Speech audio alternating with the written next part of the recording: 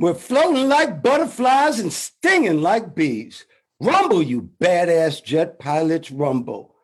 Hi, welcome to the Wingmen Show. My name is Drew Brown. We hope to inspire, entertain, and learn something so we can all make this world a better place for our children. I'd like to introduce to you somebody who's my friend, my wingman, my main man, and I have a wingman watching my back, Dr. Paul Thompson. Hey, Paul, what's happening? Oh, not much. Hello, everyone. I'm Paul Thompson, and you just heard from Mr. Drew Brown, Dark Gable. He's the American dream. He's the man, the myth, the legend, the pilot's pilot, the role model's role model, and most importantly, his royal fullness. How are you doing today, Mr. Dark Gable? I'm doing great, and I'm glad I'm full of knowledge, Paul. I'm glad I'm full of knowledge. Well, we're going to have a great show right now. Check this out. Dr. Paul, what's up, my brother? Good morning. How are you? I'm doing good. I'm doing super. What a great day. What a great show we're going to have today. I want to start off teasing this wingman story we have because you have one, I have one. It's a certain type of people that we're going to give this wingman to, and it's really exciting, and I think our listeners will love it. And actually, all of our new listeners, welcome. Our old listeners, we're so happy you're sticking with us. And give us a review on Apple Podcasts. We'd love to see that. Anyway, I woke up this morning with my Peleton, and I did a stretch with JJ from England. Chelsea did my meditation on my shotgi mat. And I was thinking about you going to Costco. Did you go to Costco? Yeah, I was there yesterday, and you got a bunch of stuff. One thing that was good, they had... I made a donation to the Children's Miracle Network, which is a nice thing. That's and wonderful. if you put in like $10 or more, you got a T-shirt. So actually, I put in $20, and I got 2 T-shirts. I got one for my wife and one for my grandson. It was really nice. Yeah, Costco was cool. One thing would be nice though, and I think this is done on purpose. It would be good if there was like a big labeling of along the aisles on what is there, just categories. Just categories of this thing. I kind of know in the place that I go, but I'm guessing they kind of do that on purpose so you don't know. You go everywhere, like me. And you just kind of and they change places too. That's true. They'll take something and change its place, and you have to look for the whole store to find it. I was looking for the seaweed the other day. Just chewable seaweed, which is very good for you. And I couldn't find it. And I finally gave up. So, okay, dude, where is? Oh yeah, they moved it over here. We move stuff all the time. You just said that. So it's like looking at words in the dictionary. That's the value of doing things on paper. And then before you get to your word, say improvement or something, you'll get to the I's and you'll hit a bunch of them before you get to it. You might actually learn something. That's true. I hope you learn something from listening to us. I hope we learn something I always learn from you. Well, something really happened that was tragic, but I want to bring a good light to it. Naomi Judd, she passed away this week, and she was a great singer. She had depression. She's been very open about it. But the thing that caught me was, and I think it's the key to world peace, but they didn't say that she died from suicide. They said that she died from a mental illness disease, which was a very nice way of saying suicide. And actually, if you think about it, most drug overdoses, that's a mental disease. And it's a kind way of saying it. And I say kind because I never heard it put that way. I haven't ever heard it put that way. But kind because I think that if you're nice to each other, I think that's the answer to world peace. You don't have to agree, this abortion thing, and I'll just put my 2 cents in, or both of us agree because we both said it, let women vote on it. It's not my business. It's not my body. But that's my solution. But we're going to go on for that. What do you think about that, Naomi Judd, and that mental health? Yeah, when they said, from mental illness, I immediately thought Alzheimer's or complications from Alzheimer's, but obviously that wasn't the case. Well, I don't know. Actually, I shouldn't say it because they've never said suicide. But she has talked about suicide. Yeah, they've said suicide. I read that. I read suicide. I read that. I got scared just then. I thought No. You're correct. You're correct in all the sources. It's unfortunate, and also another sign that having fame and fortune is not necessarily a total recipe for happiness. It does help, certainly. It's better than being poor, better than being broke, but it's not everything. Look at our popular, I'd say, Prince and Michael Jackson, who died young, approximately very similar ages, essentially from the same thing when you break it down. Can't sleep, can't do this, can't do that. Supplement with something that just didn't work with them. And then someone said, well, don't get so high and mighty. You talk about Bruce Lee, he took something. That's what killed him. It wasn't Chuck Norris or the Taliban. It was an analgesic. Well, we were talking about that mental illness. It is a serious, serious problem. And you can if we start actually facing it and working with it, we might be able to solve it. Thinking about mental illness, you and I were talking, I was dying laughing. There was a guy who we flew with called Captain Klepto. Captain Klepto at our job, I flew with him 3 or 4 times, and I really enjoyed him. But the stories I heard about this man just blew my mind. Dr. Paul, will you please give us some good stories about airline flying in the mighty skies of this world? Okay, I'll lead it off by this. Believe it or not, I've been with a number of aviators who seem to be having some kind of a mental health crisis. And strangely enough, seemingly crazy pilots sometimes are really, really good pilots. They can fly their ass off. Sometimes they can really, the better. Yeah, they may have serious personality disorders, no question, but they're actually very, very good pilots. Correct. Maybe, outstanding. You can't stand to be with them. They're bad. They're good with machines, bad with people. And there are people probably working at Google and everywhere else like that. I don't have a whole lot of stories. I was in his company one time on a 15-hour flight. And, the thought was he was a diagnosed or undiagnosed kleptomaniac, and he would steal people's stuff, sometimes important things. Like a passport. Tell the story, Doc. Tell the story. And I heard that it was passport or passports. I think it was one passport. He took someone's passport. Not only is that illegal, that causes a great problem for the person, whose passport has been stolen, particularly by a coworker. You've got to have a passport. That's your identity. You can't go anywhere without it. So the fact that somebody would do this knowingly or unknowingly in a crew of just 2 to 3 to 4 people. Sometimes. What he did to us? He stole food. He freaking stole food. First of all, everybody needs to know FedEx is the best catering that I've ever seen in my life. And I've been to a lot of airlines, a lot of pilots, but we have good catering. And he was stealing stuff he liked. and this is the truth.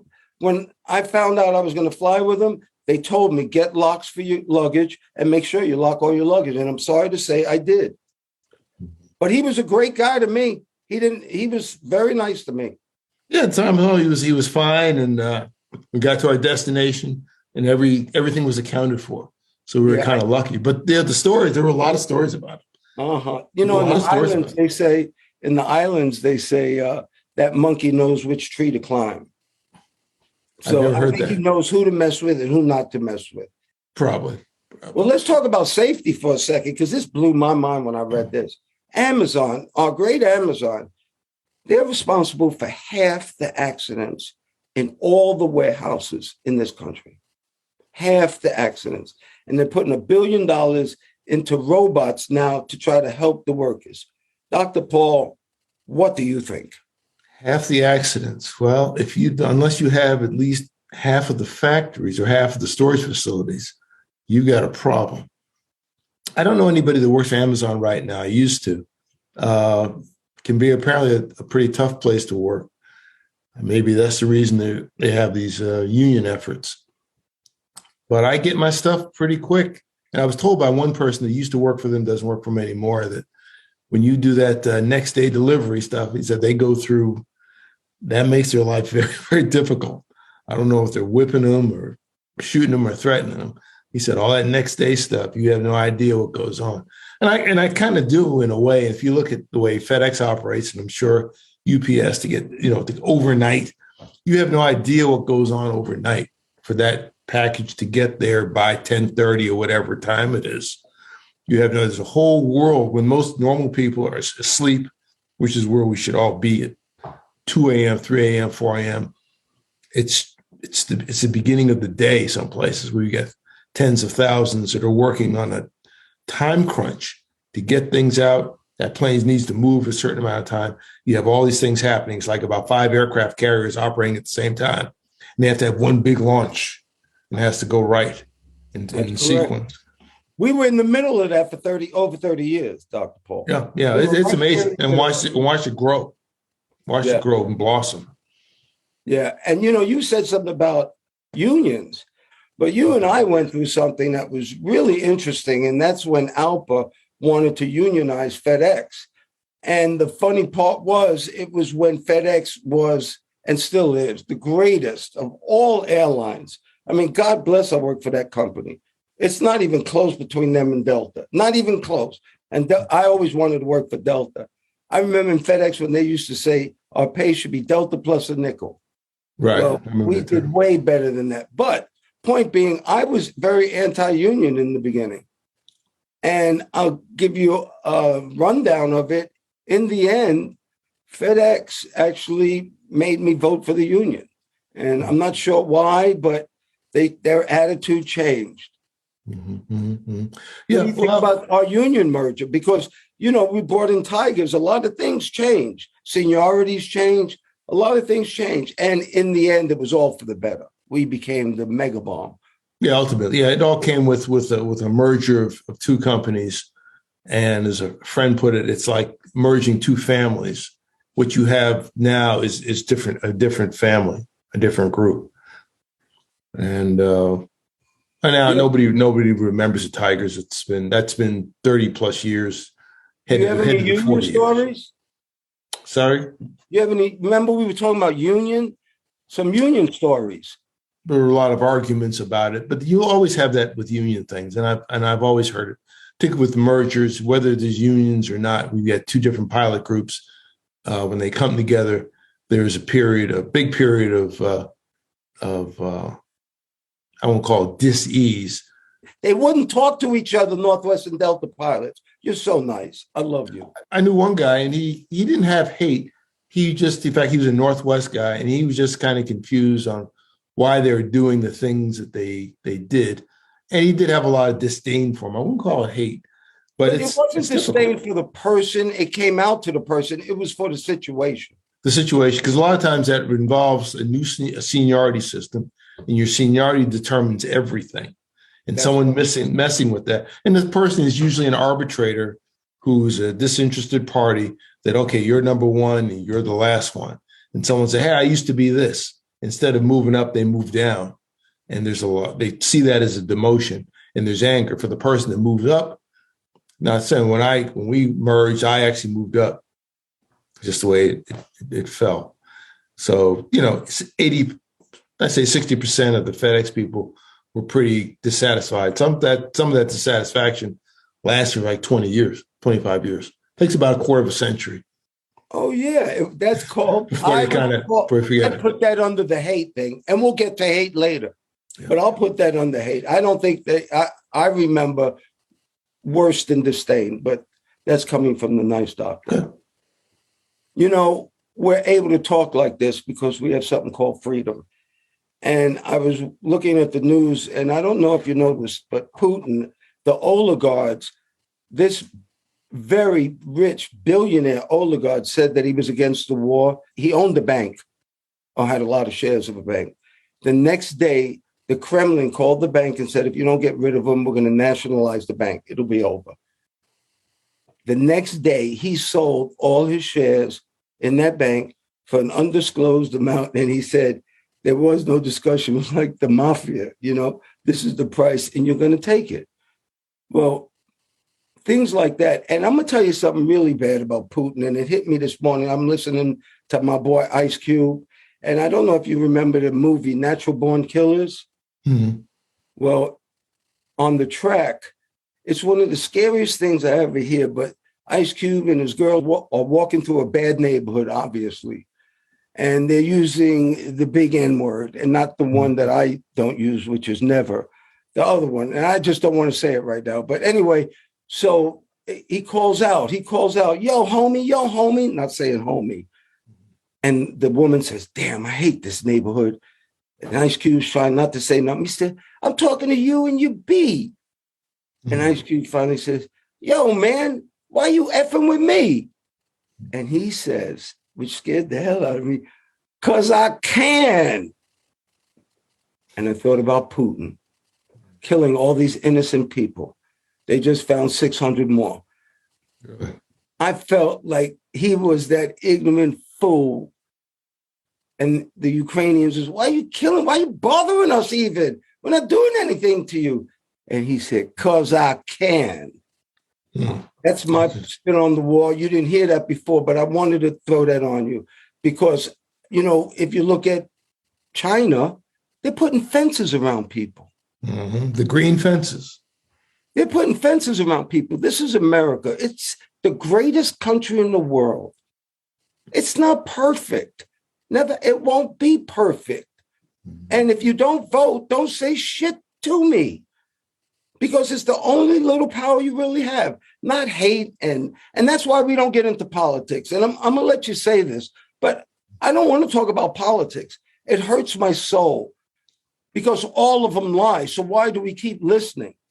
When somebody continues to lie to you, why are you going to the next press conference for them to lie again? Anyway, I do what I have to do and I vote.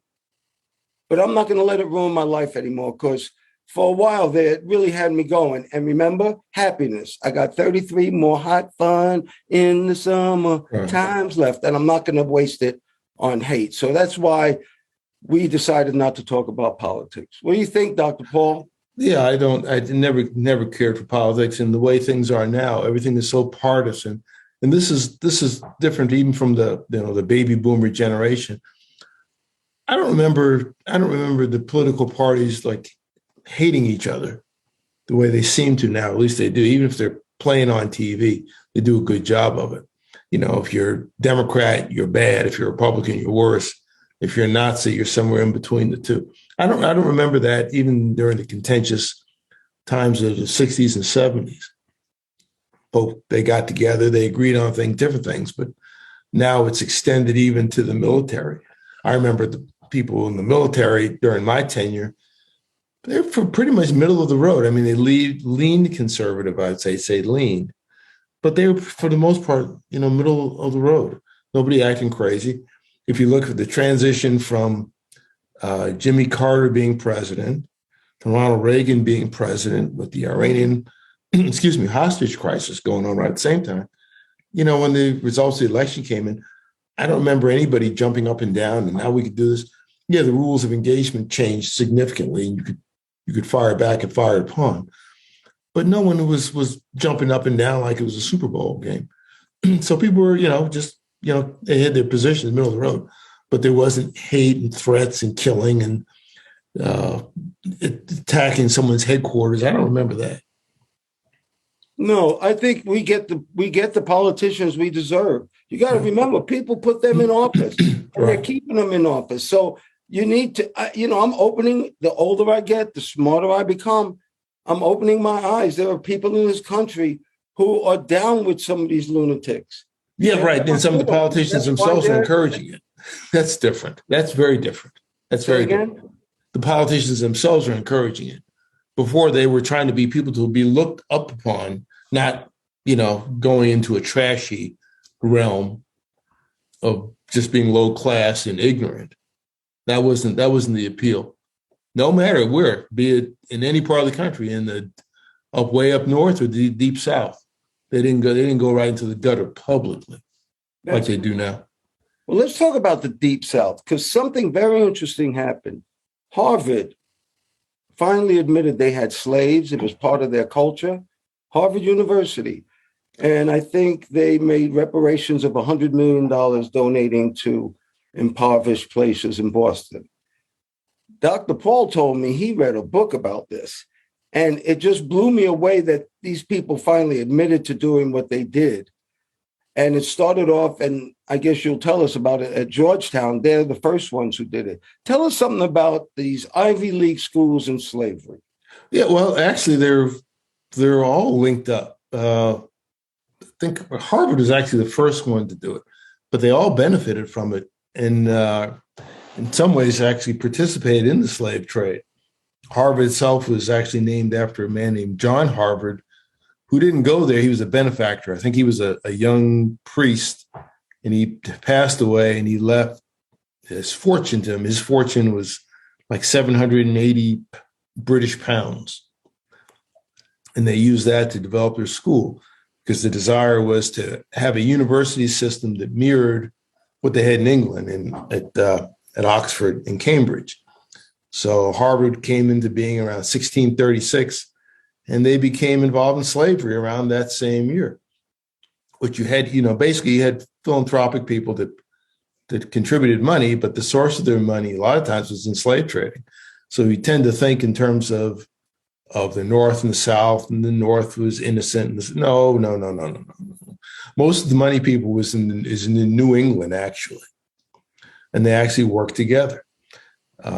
Harvard got a lot of money from, there's a family that had a big plantation in Antigua. And they would apparently bring enslaved people up from Antigua into Medford, Massachusetts. And they worked there. And one of the biggest things that we show, you can see exploitation, is in development of the medical schools. And that sometimes they would have enslaved people not only working there. Let me back up a little bit. You had a lot of faculty members and students who had their slaves with them that kind of worked around them. They made food for them. They did different things. And some of them are buried at Harvard right now. You can go to the burial grounds at Harvard University. They're buried there. But there was just a variety of business. They did some of the construction. Native Americans were involved. There were I think the Pequot Indians, when they were kind of getting them out of the land, they would have captured Native Americans, and they'd ship them off to the Caribbean in exchange for tobacco, cotton, and African enslaved people. Wow. They had a thing going on. So all of them did. MIT, University of North Carolina, University of Virginia, William and Mary, Harvard, Yale, Princeton, all of them are there. They were in the same deal. Georgetown. Do you think they're all gonna confess and up some money? Well, some Georgetown has. Georgetown has. Georgetown was the first one to kind of say, "Oh yeah, we did this," because they had the slave fee. They had to sell like 275 people just to stay in business. They got a little short on money, and some of those descendants, with lawyers at all these places, are saying, "Hey, what about this and what about that?" But I think one of the tougher stories is that they use a lot of people for medical experiments. So if you look at the establishment of the medical schools of these places and the business schools too, but particularly the medical schools, they would take cadavers and just dissect them publicly and go through what they saw. And what happened in many cases with the term scientific racism or the biological basis of inferiority, racial inferiority, comes from these same institutions. Mm-hmm. That's and right. I like to hear that, but that's true. That's right. Somebody actually paid for a study to show the inferiority. Right. So you basically take these people, you chop them up, and you use their bodies to demean them. They basically demean themselves while they're dead. And in some cases, they're not dead; they're alive with medical experiments. Well, let's start talking about something a little bit better than that. Oh yeah, that was a really happy story. I know we started going down that road. You're cutting dead people up, alive people up. But I wanted to say, I've always said this, HBCUs. I went to Southern University, New Orleans. I'm very, very proud of that. But do you realize that the first Black university was Cheney University in 1837? And my man Booker T went to Hampton in 1872. And so I always tell kids, if they could go to college then, you have no excuse. So I want to play this game that I'm really excited about playing. Dr. Paul, you're going to read us, our listeners, a letter. Mm-hmm. And what I want our listeners to do is you have a choice of 3 parties that this letter was written from. And they could have been translated to different languages. They're all different languages, but we're going to read it in English, the translation in English or English. And the people are the Japanese against the Chinese. Was this a Japanese against a Chinese?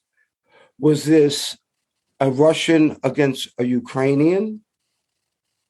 Or was this a white man against a black man in America? Mm-hmm. So it's a Russian soldier, a Japanese ambassador, or politician. So those are your choices: Ukrainian, Japanese, or white. What's the letter say? This is called the human game. Yes. The letter says, and I quote, "You people are treated here with great humanity and tenderness. You don't have hard taskmasters. You don't have many heavy burdens. You get worse by indulging too much, and so much so that you become so debased and you are no longer human. Animals are better. Even dogs show gratitude to the hands that feed them. Even a dumb beast can show loyalty. Even though you have food, clothing, shelter, and all the necessities of life, you don't show thanks. All you produce is death, destruction, and fear. You ungrateful monsters." Close quote. All right. So I guess next week we'll have the answer to that. And that's just called the human game. And, you know, my point of view is I am proof that there is no black and white. There's only ignorance and intelligence. My mother's so-called white and actually Ukrainian, and my father's so-called black from the South. And the truth is they were just my mom and my dad. And I am a black man only because when I go in a jewelry store, they don't follow me halfway. They go all the way. So there's no question of who I am, but that's not what's important. I am of the human race. And if we start realizing that hate goes a long way past melanin, and anybody with any sense can look at history, from the Hatfields and McCoys to way back in history, hate has been there. So let's go into the best part of this. There's a love drug my son told me about. There's a love drug called oxytocin. If I think I said it right, I hope so. Anyway, it's a drug that is produced when people do nice things for others. And the older you get, the more of this drug you produce when you do nice things. And see, remember you told me you gave some money to a charity today? And it felt good. Yes. It felt good. And that's that oxytocin. Tell us, Dr. Paul. Well, I guess I'm normal. There's a good friend of mine that thinks I'm abnormal because I'm too nice to be decent. But I donated to the Children's Miracle Network. I would have done it anyway. The T-shirts were nice, but I didn't do it for the T-shirts, obviously. And what's wrong with doing it? You know, you're blowing money on all the other Costco stuff. Do I need it all? Probably don't need. I don't get the big box of cereal. But I do get a lot of pineapples and a lot of fruit, and I like to keep them going. So, what's the big deal? It's not a bad thing to do something nice for somebody, because if you look at the news, everybody's shooting up. They're driving on the roads. People with kids in the car are shooting other people. These are adults because of some perceived slight. There's all kinds of nonsense. I mean, there's a lot where I live, unfortunately, like really close. Everything is there.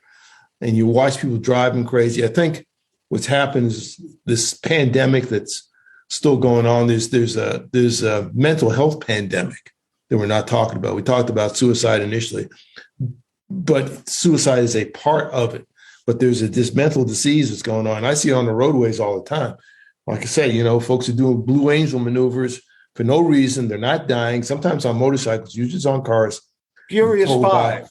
I think Furious 5 has a lot to do with that too. I'm told by a police friend of the family that's exactly what's happening. Just heard that about a couple of weeks ago.